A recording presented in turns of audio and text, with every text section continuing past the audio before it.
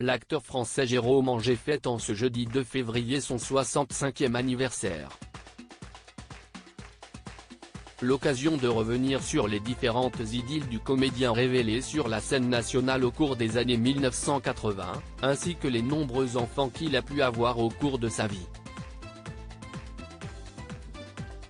Il faut dire que Jérôme Angé n'a pas chômé côté famille, puisqu'il était devenu père à 5 reprises.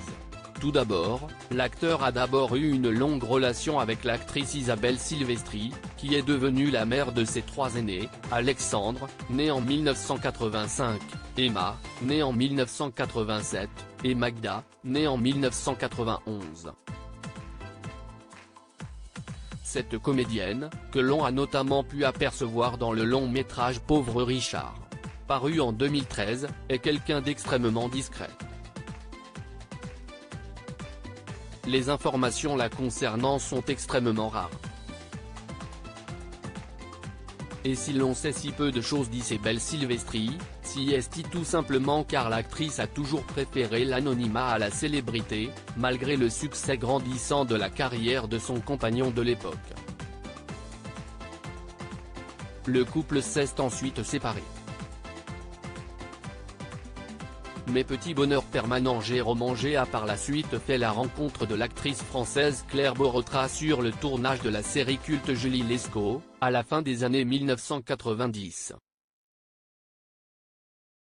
Ensemble, ils ont eu 2 enfants, Alaïs, né en 2001, et Arthur, né en 2008. Ils ont effectué plusieurs tournages ensemble, durant lesquels ils ont pu consolider leur relation.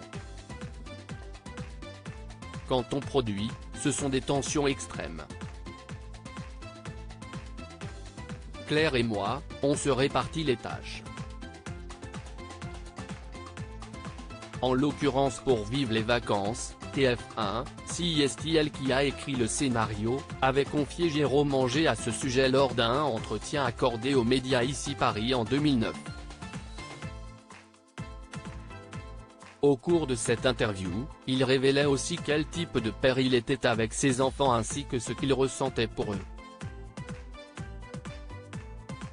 Quel genre de papa je suis? Certainement pas à la hauteur de la tâche, mais je les adore, expliquait-il, les décrivant comme ses petits bonheurs permanents. Désormais séparé de Claire Borotra, le comédien se fait plus discret mais n'oublie pas de prendre part à de nouveaux projets.